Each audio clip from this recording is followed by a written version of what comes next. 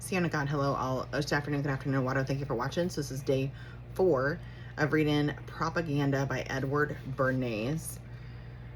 All right. These and other corporations of a semi-public character will always have to face a demand for government or municipal ownership if such attacks as those of Professor Ripley are continued and are, in the public's opinion, justified unless conditions are changed and care is taken to maintain the contact with the public at all points of their corporate existence. The Public Relations Council should anticipate such trends of public opinion and advise on how to avert them, either by convincing the public that its fears or prejudices are just or unjustified, or in certain cases by modifying the action of the client to the extent necessary to remove the cause of complaint. In such a case, public opinion might be surveyed and the points of irreducible opposition discovered. The aspects of the situation which are susceptible of logical explanation, to what extent the criticism or prejudice is a habitual emotional reaction, and what factors are dominated by accepted cliches, might be disclosed. In each instance, he would advise some action or modification of policy calculated to make the readjustment. Doesn't really sound like a lot of people are readjusting quick enough nowadays. Just saying.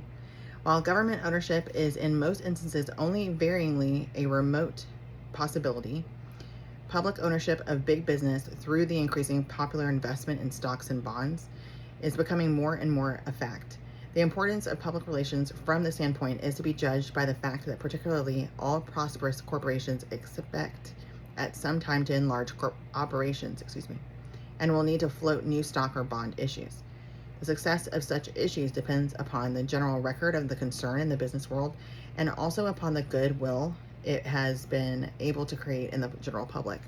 When the Victor Talking Machine Company was recently offered to the public, millions of dollars worth of stock were sold overnight. On the other hand, I have no idea what company that is. This is 1928. On the other hand, there are certain companies which, although they are financially sound and commercially prosperous, would be unable to float a large stock issue because public opinion is not conscious of them or has some unanalyzed prejudice against them.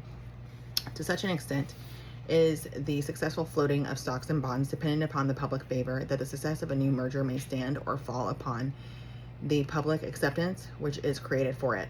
A merger may bring into existence huge new resources, and these resources, perhaps amounting to millions of dollars in a single operation, can often fairly be said to have been created by the expert manipulation of public opinion. That's true.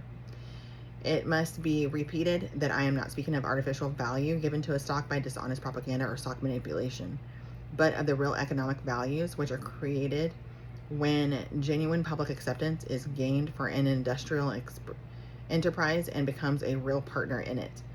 The growth of big business is so rapid that in some lines ownership is more intentional than national.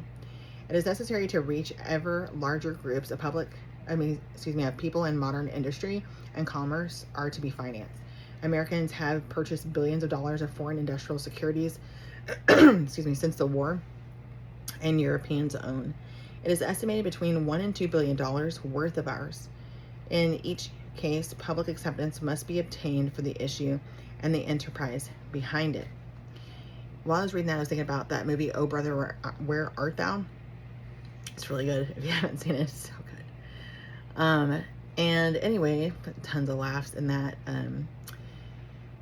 The area, like in the movie, where the people who are competing, like Pappy O'Daniel and the other dude, and like they're just spouting terrible things about each other, whatever, but public opinion was swayed when they revealed the fact that the opponent was the leader of the KKK. My point is whether or not that was actually true. Do you know that you can literally manipulate people to believe that something is fact and then sway this whole big thing, and then it comes out later that it wasn't? I'm just saying. So in the movie, he could have been actually the leader, which he was, but they could have played it like people thought he was, but he actually wasn't. And either way, Pappy O'Daniel would have won. You see what I'm saying? They do that all the time, like every day with anything, right? And that's why it's so difficult to tell fact from fiction, because there's so much manipulation going on, and they'll even go and manipulate the internet, or they'll manipulate books. Like there's things that you can find that are no longer like listed in the material that we grew up with, and so forth and so on past generations, whatever, you understand what I'm saying. Public loans, state or municipal, to foreign countries depend upon the goodwill which those countries have been able to create for themselves here. There was no comment, but I was just like thinking of like, I need to quit thinking about other things while I'm reading. Anyway, an attempted issue by an East European country is now faring badly, largely because of unfavorable public reaction to the behavior of members of its ruling family.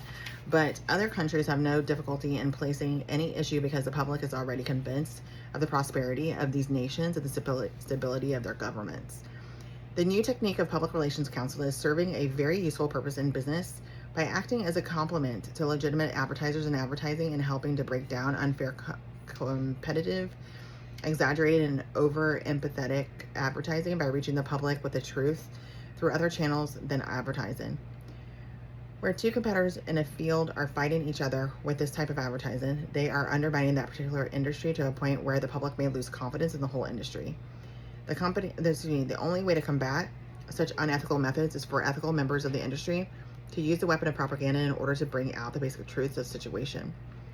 Take the case of toothpaste, for instance. Here's a highly competitive field in which the preponderance of public acceptance of one product over another can very legitimately rest in inherent values. However, what has happened in this field?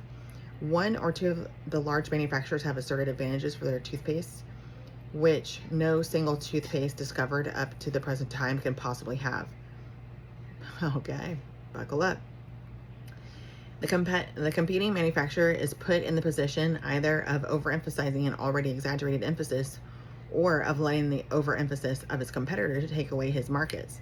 He turns to the weapon of propaganda, which can effectively, through various channels of approach to the public, the dental clinics, the schools, the women's clubs, the medical colleges, the dental press, and even the daily press, bring to the public the truth of what a toothpaste can do. This will, of course, have its effect in making the honestly advertised toothpaste get to its real public. Propaganda is potent in meeting unethical or unfair advertising. Yeah. Effective advertising has become more costly than ever before. Years ago, when the country was smaller and there was no tremendous advertising machinery, it was comparatively easy to get country-wide recognition for a product.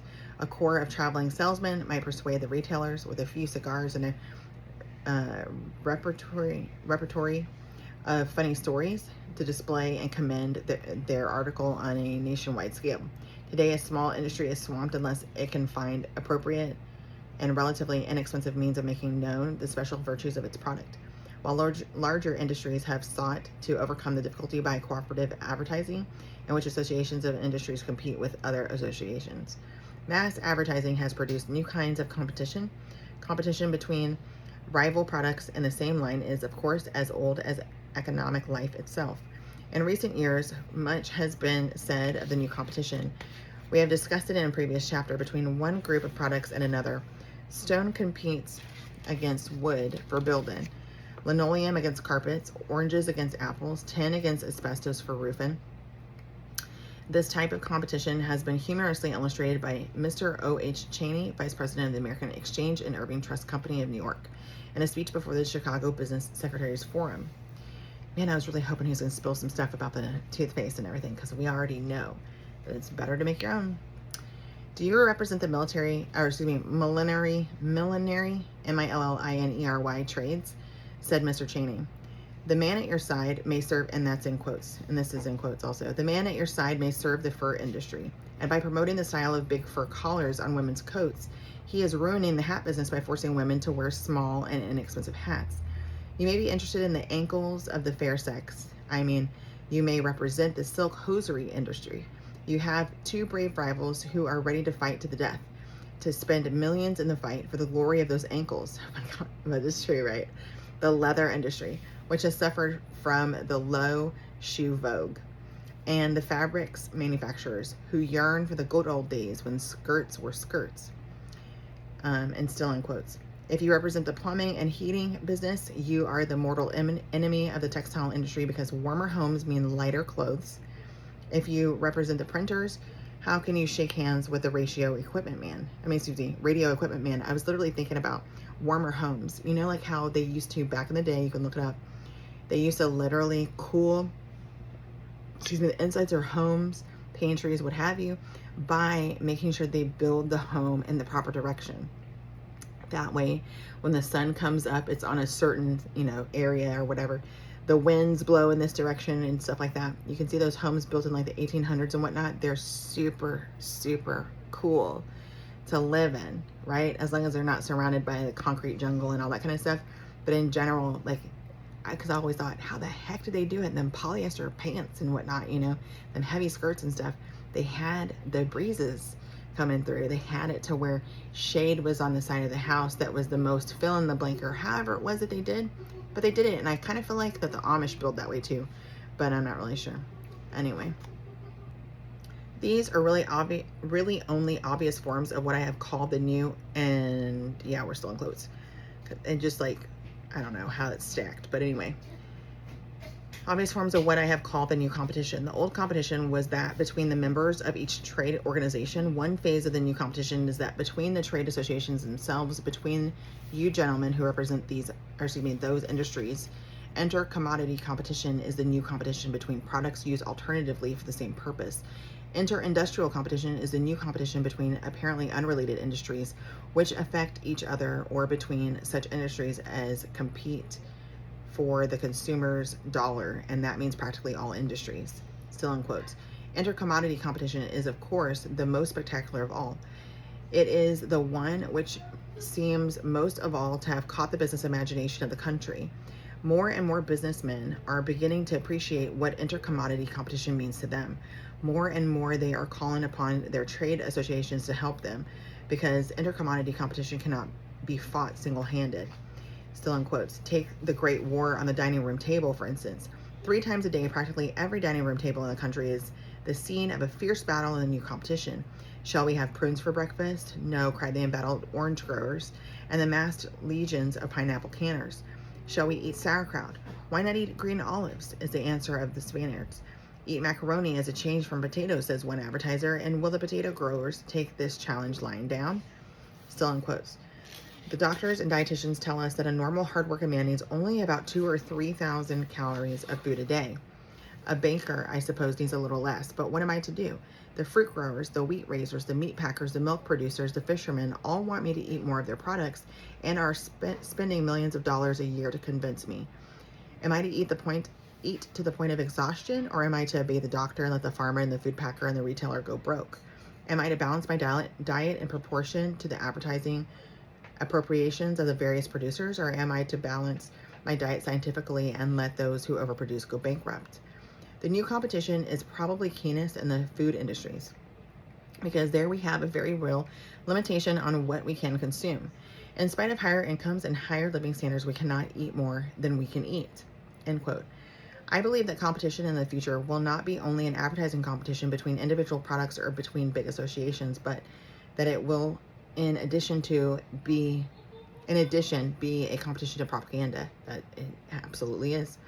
The businessman and advertising man is realizing that he must not discard entirely the methods of Barnum in reaching the public. An example in the annals of George Harrison Phelps, PHELPS, of the successful utilization of this type of appeal was a nationwide hookup which announced the launching of the Dodge Victory 6 car. Millions of people, it is estimated, listened to this program, broadcast over 47 stations. The expense was more than $60,000. The arrangements involved an additional telephonic hookup of 20,000 miles of wire and included transmission from Los Angeles, Chicago, Detroit, New Orleans, and New York. Al Jolson, Jolson, did his bit from New Orleans. Will Rogers from Beverly Hills, Fred and Dorothy Stone from Chicago, and Paul Whiteman from New York at an aggregate artist's fee of $25,000. And there was included a 4-minute address by the president of Dodge Brothers announcing the new car, which gave him access in 4 minutes to an estimated audience of 30 million Americans. The largest number, unquestionably, ever to concentrate their attention on a given commercial product at a given moment, it was a sugar-coated sales message. Modern sales technicians will object, and this is in quotes, what you say of this method of appeal is true, but it increases, let me start over, okay? Modern sales technicians will object, in quotes. What you say of this method of appeal is true, but it increases the cost of getting the manufacturer's message across. The modern tendency has been to reduce this cost, in parentheses, for example, the elimination of premiums, close parentheses, and concentrate on getting full efficiency from the advertising expenditure. If you hire a galley, Galli dash Curci, Curci, to sing for bacon, you increase the cost of bacon by the amount of her very large fee. Her voice adds nothing to the product, but it adds to the cost, end quote. Undoubtedly, but all modes of sales appeal require sales appeal. All modes of sales appeal require the spending of money to make the appeal attractive. The advertiser in print adds to the cost of his message by the use of pictures or by the cost of getting distinguished endorsements. There is another kind of difficulty created in the process of big business getting bigger, which calls for new models of establishing contact with the public. Quantity production offer, you know what? And it said when that fee will increase the cost affiliatively by the cost of the fee. Like, you can't think that they're sitting here having these people advertise for the stuff, promote it, whatever it is, and they are not passing on that cost to you, right? They're not gonna like keep their price the same if such and such starts endorsing it or whatever it is. And it's going to increase in some form or fashion, or they're gonna look to the government for a subsidy. Okay, and you don't want to support people who take subsidies from the government, because all that does is drive up inflation. And I'm not being weird, I'm being serious. Okay, do your due diligence. Okay, so there's another kind of difficulty created in the process of big business getting bigger, which calls for new modes of establishing contact with the public. Quantity production offers a standardized product, the cost of which tends to diminish with the quantity sold. If low price is the only basis of competition with rival products similarly produced, there ensues a cutthroat competition, which can end only by taking all the profit and incentive out of the industry. The logical way out of this dilemma is for the manufacturer to develop some sales appeal other than mere cheapness, to give the product in the public mind some other attraction, some idea that will modify the product slightly, some element of originality that will distinguish it from products in the same line. Thus, a manufacturer of typewriters paints his machines in cheerful hues.